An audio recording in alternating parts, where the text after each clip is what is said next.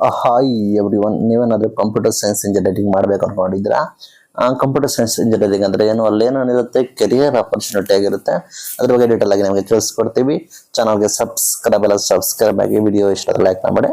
ಸಾಕಷ್ಟು ಜನ computer science engineering ನಂಗೂ ಕೂಡ ಕಂಪ್ಯೂಟರ್ ಸೈನ್ಸ್ ಬ್ರಾಂಚ್ ಬೇಕು ಅಂತ ಇದ್ದಾರೆ. ಏನು ಮಾಡಿದೆ ಅದು ಬ್ರಾಂಚ್, ಯಾಕೆ ಇಷ್ಟ, ಯಾಕೆ ಡಿಮ್ಯಾಂಡ್, ಡೀಟೇಲ್ ಆಗಿ ನೋಡೋಣ ಬನ್ನಿ. ನಿಮಗೆ ಗೊತ್ತಿರೋ ಹಾಗೆ ಕಂಪ್ಯೂಟರ್ ಸೈನ್ಸ್ ಇಂಜಿನಿಯರಿಂಗ್ ಬಂದ್ಬಿಟ್ಟು 4 ಇಯರ್ ಗ್ರಾಜುಯೇಟ್ಸ್ ಕೋರ್ಸ್ ಆಗಿರುತ್ತೆ. UG course, under graduate course ಆಗಿರ್ತದೆ. ವಿದ್ಯಾರ್ಥಿಗಳು ಕಂಪ್ಯೂಟರ್ ಸೈನ್ಸ್ ಅಲ್ಲಿ ಸಾಫ್ಟ್ವೇರ್, ಅದೇ ರೀತಿ ಹಾರ್ಡ್ವೇರ್, ಅದೇ ರೀತಿ ಥಿಯರಿಕಲ್ ನಾಲೆಜ್, ಅದೇ ರೀತಿ ಪ್ರಾಕ್ಟಿಕಲ್ ನಾಲೆಡ್ಜ್ ಅನ್ನು ಕೂಡ ವಿದ್ಯಾರ್ಥಿಗಳು ಪಡೆದುಕೊಳ್ತಾರೆ. ಇಲ್ಲಿ ಮೇನ್ ಆಗಿ ಕಂಪ್ಯೂಟರ್ ಸೈನ್ಸ್ ಅಲ್ಲಿ ಏನಾಗುತ್ತೆ ಅಂತ ಎಲ್ಲ ವಿದ್ಯಾರ್ಥಿಗಳಿಗೆ ಗೊತ್ತು. ಮೇನ್ ಆಗಿ ಪ್ರೋಗ್ರಾಮಿಂಗ್ ಲ್ಯಾಂಗ್ವೇಜ್ ಇರ್ತದೆ, C++, ಜಾವಾ, ಪೈಥಾನ್ ಅವೆಲ್ಲ. ಅದೇ ರೀತಿ ಅಲ್ಗೋರಿಸಮ್ಸ್ ಗಳು ಇರ್ತವೆ, ಅದೇ ರೀತಿ ಸಾಫ್ಟ್ವೇರ್ ಡಿವೈಸ್ಗಳು, ಹಾರ್ಡ್ವೇರ್ ಡಿವೈಸ್ಗಳು, ಅದೇ ರೀತಿ ಪ್ರೋಗ್ರಾಮಿಂಗ್ ಎಲ್ಲ ಕೂಡ ಇದೇ ಇರ್ತದೆ. CS ಕಂಪ್ಯೂಟರ್ ಸೈನ್ಸ್ ಎಲಿಜಿಬಲ್ ಹೆಂಗೆ ಅಂತ ನಿಮಗೆ ಆಲ್ರೆಡಿ ಗೊತ್ತು. ನಿಮ್ದು ಫಿಸಿಕ್ಸ್, ಕೆಮಿಸ್ಟ್ರಿ, ಮ್ಯಾಥಮೆಟಿಕ್ಸ್. ಇಂಜಿನಿಯರಿಂಗಿಗೆ ನಿಮ್ದು PCM 3 ಮಾರ್ಕ್ಸ್ ಕೂಡ ಕನ್ಸಿಡರ್ ಮಾಡ್ತಾರೆ. ಫಿಸಿಕ್ಸ್, ಕೆಮಿಸ್ಟ್ರಿ, ಮ್ಯಾಥಮೆಟಿಕ್ಸ್ 3 ಕೂಡ ಕನ್ಸಿಡರ್ ಮಾಡಿಕೊಂಡು ನಿಮಗೆ ಸೀಟ್ ಅಲಾಟ್ಮೆಂಟ್, ರ್ಯಾಂಕಿಂಗ್ ಬಿಡುಗಡೆ ಆಗುತ್ತೆ. ಇಂಜಿನಿಯರಿಂಗ್ ನಿಮ್ಮ ರ್ಯಾಂಕಿಂಗ್ ಮೇಲೆ ನೀವು ಸೀಟ್ ಅನ್ನು ಕೂಡ ಪಡೆದುಕೊಳ್ಬಹುದು. ಸಬ್ಜೆಕ್ಟ್ಗಳು, ವಿಷಯಗಳು ಕಂಪ್ಯೂಟರ್ ಸೈನ್ಸ್ ಎಲ್ಲ ಯಾವ ಇರ್ತವೆ ಅಂದ್ರೆ, ನಿಮ್ಗೆ ಫಸ್ಟ್ ಇಯರ್ ಬಂದ್ಬಿಟ್ಟು ನಿಮಗೆ ಇಂಜಿನಿಯರಿಂಗ್ ಜಾಯ್ನ್ ಆದ್ರೆ ಎಲ್ಲ ಬ್ರಾಂಚ್ಗಳಿಗೆ ಕೂಡ ಸೇಮ್ ಇರ್ತದೆ. ಬೇಸಿಕ್ ಲೆವೆಲ್ ಇರ್ತದೆ, basic electricals, basic mechanical, basic C ಆಗಿರ್ಬೋದು. ಆ ರೀತಿ ಎಲ್ಲಾ ಬ್ರಾಂಚ್ಗಳು ಕೂಡ ನೀವು ವೆದರ್ ಯಾವ ಬ್ರಾಂಚ್ ಹೋದ್ರು ಕೂಡ ಫಸ್ಟ್ ಇಯರ್ ಬಂದ್ಬಿಟ್ಟು ಬೇಸಿಕ್ ಇರ್ತದೆ. ಸೆಕೆಂಡ್ ಇಯರ್ ಬಂದ್ಬಿಟ್ಟು ನೀವು ಬ್ರಾಂಚ್ ಎಂಟ್ರಿ ಮಾಡ್ಕೊಳ್ತೀರಾ. ಬ್ರಾಂಚ್ ಎಂಟ್ರಿ ಅಂದ್ರೆ ನಿಮ್ಮ ಬ್ರಾಂಚ್ಗೆ ಅಫಿಷಿಯಲ್ ಆಗಿ ನೀವು ಸೆಕೆಂಡ್ ಇಯರ್ ಎಂಟ್ರಿ ಮಾಡ್ಕೊಡ್ತೀರಾ.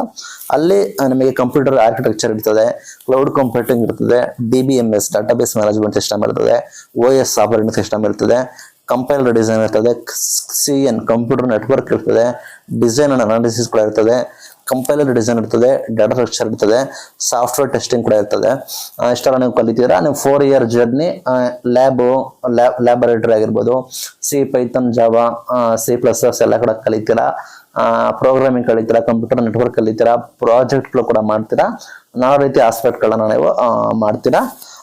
ನೀವು after computer science engineering complete ಮಾಡಿದ ನಂತರ ಇನ್ ಕೇಸ್ ನೀವು ಜಾಬ್ನ ಪಡೆದುಕೊಂಡ್ರೆ ನಿಮಗೆ ಆಪರ್ಚುನಿಟಿ ಜಾಸ್ತಿ ಇದಾವೆ. ಸಾಫ್ಟ್ವೇರ್ ಇಂಜಿನಿಯರ್ ಆಗ್ಬೋದು, ಸಿಸ್ಟಮ್ ಡಿಸೈನರ್ ಆಗ್ಬೋದು, ಹಾರ್ಡ್ವೇರ್ ಇಂಜಿನಿಯರ್ ಆಗ್ಬೋದು, ಕಂಪ್ಯೂಟರ್ ಅಲ್ಲಿ ಸಿಸ್ಟಮ್ ಡಿಸೈನರ್ ಆಗ್ಬೋದು, ಅದೇ ರೀತಿ ಸಿಸ್ಟಮ್ ಅನಾಲಿಟಿಕ್ ಆಗ್ಬೋದು, ನೆಟ್ವರ್ಕಿಂಗ್ ಇಂಜಿನಿಯರ್ ಆಗ್ಬೋದು, ಡಾಟಾಬೇಸ್ ಅಡ್ಮಿನಿಸ್ಟ್ರೇಟರ್ ಆಗ್ಬೋದು.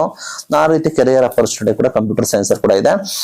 4 ಇಯರ್ ಕೋರ್ಸಸ್ ನಿಮಗೆ ಲಾಟ್ ಆಫ್ ನಿಮಗೆ ಇದಿರ್ತದೆ. ಕಂಪ್ಯೂಟರ್ ಸೈನ್ಸ್ಗೆ ಡಿಮ್ಯಾಂಡ್ ಕಾರಣ ಏನಂದ್ರೆ, ಮೇನ್ ಆಗಿ IT ಸೆಕ್ಟರ್ ಆಗಿರ್ಬೋದು. ಮೇನ್ ಆಗಿ ಕರ್ನಾಟಕದಲ್ಲಿ ಏನು ಕೂಡ ಡಿಮ್ಯಾಂಡ್ ಕಾರಣ IT ಬಂದ್ಬಿಟ್ಟು ಬೆಂಗಳೂರು ಆಗಿರ್ತದೆ. ಆಲ್ ಓವರ್ ನಿಮಗೆ ಗೊತ್ತಿರೋಗೆ ಇಂಡಿಯಾ, ಅದೇ ರೀತಿ ವರ್ಲ್ಡ್ ಲೆವೆಲ್ ಕೂಡ ಬೆಂಗಳೂರು ಬಂದ್ಬಿಟ್ಟು IT ಆಗಿ ಮೂಡಿ ಬಂದಿದೆ. ಲಾಟ್ ಆಫ್ ಆಪರ್ಚುನಿಟಿಗಳು ಇದಾವೆ, ಲಾಟ್ ಆಫ್ ಸ್ಟಾರ್ಟ್ಅಪ್ ಕಂಪನಿಗಳು ಕೂಡ ಇರ್ತವೆ. ವಿದ್ಯಾರ್ಥಿಗಳಿಗೆ ಈಸಿಯಾಗಿ ಜಾಬ್ನ ಪಡೆದುಕೊಳ್ಳಬಹುದಾಗಿರ್ತದೆ. ಮೇನ್ ಆಗಿ ಕಂಪ್ಯೂಟರ್ ಸೈನ್ಸ್ಗೆ ಯಾಕೆ ಬರ್ತಾರೆ ಅಂದ್ರೆ, ಡಿಮ್ಯಾಂಡ್ ಯಾಕೆ ಅಂದ್ರೆ, ಒಂದು IT ಫೀಲ್ಡ್ಗೆ ಹೋಗೋದಕ್ಕೆ ಅಲ್ಲೇ ನಿಮಗೆ ಗೊತ್ತಿರೋ ಹಾಗೆ ಸ್ಟಾರ್ಟಿಂಗ್ ಗುಡ್ ಸ್ಯಾಲರಿ ಇರ್ತದೆ, ಬೇಗ ಇನ್ಕ್ರಿಮೆಂಟ್ ಆಗುತ್ತೆ. ನಿಮ್ಮ ಸ್ಯಾಲರಿ ಬಂದ್ಬಿಟ್ಟು ಬೇಗ ಇನ್ಕ್ರಿಮೆಂಟ್ ಆಗುತ್ತೆ. ಆ ನಿಟ್ಟಿನಲ್ಲಿ ಕಂಪ್ಯೂಟರ್ ಸೈನ್ಸ್ಗೆ ಜಾಸ್ತಿ ಡಿಮ್ಯಾಂಡ್ ಇರುತ್ತೆ. ನಾನಾ ರಾಜ್ಯಗಳಿಂದ ಕೂಡ ಬರ್ತಾರೆ, ಕಂಪ್ಯೂಟರ್ ಸೈನ್ಸ್ ಪಡ್ಕೊಳ್ತಾರೆ. ಬೇರೆ ಬ್ರಾಂಚ್ ಕೂಡ ಬರ್ತಾ ಇದ್ದಾರೆ. ಹಾಗಾಗಿ ಕಂಪ್ಯೂಟರ್ ಸೈನ್ಸ್ಗೆ ಡಿಮ್ಯಾಂಡ್ ದಿನಕ್ಕೆ ಹೆಚ್ಚಿಗೆ ಆಗ್ತಾ ಇದೆ. ಇದು ಪಾಸಿಟಿವ್ ಆಗಿದೆ, ನೆಗೆಟಿವ್ ಆಗಿದೆ. ಬರೀ ಕಂಪ್ಯೂಟರ್ ಸೈನ್ಸ್ ಬ್ರಾಂಚ್ಗೆ ನೀವು ಗ್ಯಾಪ್ ನೋಡ್ಕೊಳ್ಳಿ. ಕಂಪ್ಯೂಟರ್ ಸೈನ್ಸ್ ಬ್ರಾಂಚ್ಗೆ ಬರೀ ಕಂಪ್ಯೂಟರ್ ಸೈನ್ಸ್ ಸ್ಟೂಡೆಂಟ್ಸ್ಗಳು ಮಾತ್ರ ಪಾರ್ಟಿಸಿಪೇಟ್ ಮಾಡ್ತಾ ಇಲ್ಲ. ಎಲ್ಲಾ ಬ್ರಾಂಚ್ ಸ್ಟೂಡೆಂಟ್ಸ್ ಬಂದ್ಬಿಟ್ಟು ಕಂಪ್ಯೂಟರ್ ಸೈನ್ಸ್ ಬೇಕು ಅಂತ ಬರ್ತಾ ಇದ್ದಾರೆ. ಇದರಿಂದ ವಿದ್ಯಾರ್ಥಿಗಳಿಗೆ ಕೂಡ ಸಮಸ್ಯೆ ಆಗಿದೆ. ಮೈನ್ IT ಆಗಿರ್ಬೋದು, ಲೈಫ್ ಸೆಕ್ಯೂರ್ ಆಗಿರ್ಬೋದು, ಒಳ್ಳೆ ಸ್ಯಾಲರಿ ಸಿಗುತ್ತೆ, ಬೇಗ ಇನ್ಕ್ರಿಮೆಂಟ್ ಆಗುತ್ತೆ, ನಾವು ವರ್ಕ್ ಮಾಡ್ಬೋದು ಅಂತ ಹೇಳಿ ಬರ್ತಾರೆ. ಅದು ಅವರವರ ವಿವೇಚನೆಗೆ ಬಿಟ್ಟಿದ್ದು ಕಂಪ್ಯೂಟರ್ ಸೈನ್ಸ್ ಚೂಸ್ ಮಾಡೋದಕ್ಕೆ. ಅದರದನ್ನು ನಿಮ್ಗೆ ಗೊತ್ತಿರೋ ಸಾಫ್ಟ್ವೇರ್ ಇಂಜಿನಿಯರ್ ಅಂತ ಕರೀತಾರೆ. ಸಾಫ್ಟ್ವೇರ್ ಇಂಜಿನಿಯರ್ ಆಗ್ಬೇಕಂತ ಆಸೆ ಇರುತ್ತೆ, ಅದಕ್ಕೋಸ್ಕರ ಬರ್ತಾರೆ.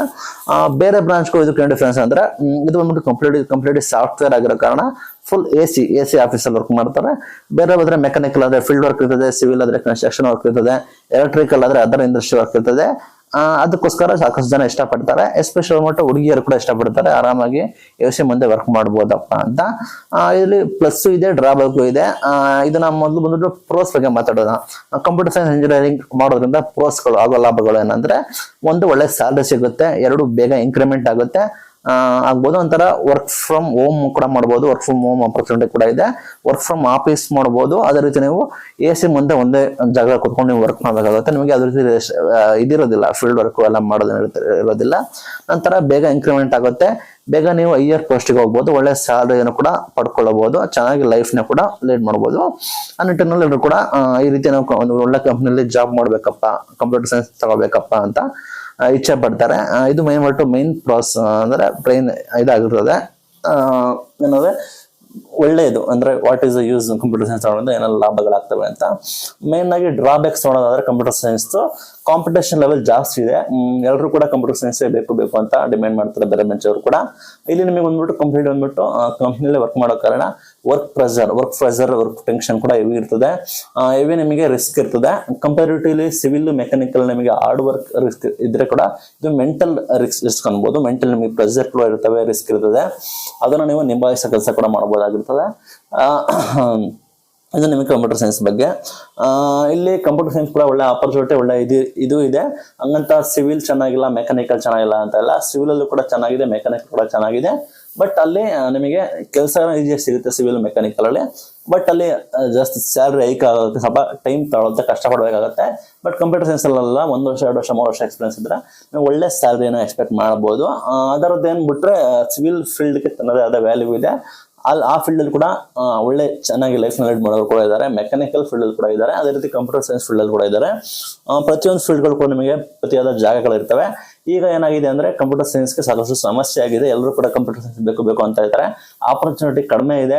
ಕಂಪ್ನಿಗಳು ಕೂಡ ಕಂಪ್ನಿಗಳು ತನ್ನ ಲಾಸ್ ಅಲ್ಲಿ ಇದಾವೆ. ಆ ನಿಟ್ಟಿನಲ್ಲಿ ಅವರು ಏನ್ ಮಾಡ್ತಾ ಇದ್ದಾರೆ ಅಂದ್ರೆ ಫೈರ್ ಮಾಡ್ತಾ ಇದ್ದಾರೆ, ಎಂಪ್ಲಾಯೀಸ್ಗಳನ್ನ ಫೈರ್ ಮಾಡ್ತಾ ಇದ್ದಾರೆ. ಕಷ್ಟದ ಸ್ಥಿತಿಯಲ್ಲಿ ಕೂಡ ಎಲ್ಲ IT ಕಂಪ್ನಿಗಳು ಕೂಡ ಇದಾವೆ. ನಂಗೆ ಗೊತ್ತಿಲ್ಲ ನೆಕ್ಸ್ಟ್ ಏನಾಗುತ್ತೆ ಅಂತ. ಬಟ್ ಕಾಂಪಿಟೇಷನ್ ಲೆವೆಲ್ ಅಷ್ಟೇ ಇದೆ. IT ಕೂಡ ಅಷ್ಟೇ ಡಿಮ್ಯಾಂಡ್ ಇದ್ರೂ ಕೂಡ ಅಷ್ಟೇ ಸಮಸ್ಯೆ ಕೂಡ ಇದೆ. ಕಂಪ್ನಿ ಗ್ರೋತ್ ಆಗಿರ್ಬೋದು, ಸ್ಯಾಲ್ರಿ ಓಕೆ, ಕಂಪ್ನಿ ಗ್ರೋತ್ ಆಗಿರ್ಬೋದು. ಅದೇ ರೀತಿ ರೆಸಿಸ್ಟೆನ್ಸ್ ಬಂದಿರೋ ಕಾರಣ ಅದೇ ರೀತಿ ಪ್ರಾಜೆಕ್ಟ್ಗಳು ಕೂಡ ಬರ್ತಾ ಇಲ್ಲ ಅಂದ್ರೆ ವರ್ಕ್ ಹೇಗೆ ಮಾಡ್ತಾರೆ, ಸ್ಯಾಲ್ರಿ ಹೇಗೆ ಕೊಡ್ತಾರೆ, ಆ ನಿಟ್ಟಿನಲ್ಲಿ ಸಾಕಷ್ಟು ಜನನ ಫೈರ್ ಮಾಡ್ತಾ ಇದ್ದಾರೆ, ತೆಗೆದಾಕ್ತಾ ಇದ್ದಾರೆ. ಆ ರೀತಿ ನಾನಾ ರೀತಿ ಬೆಳವಣಿಗೆ ಕೂಡ ಬರ್ತಾ ಇದೆ. ನೋಡಿ, ನೀವು ಚೂಸ್ ಮಾಡಿ ನೀವು ಯಾವ್ದನ್ನ ಇಷ್ಟಪಡ್ತೀರಾ ಅಂತ. ಇದು ಇವತ್ತಿನ ವಿಡಿಯೋ. Thank you.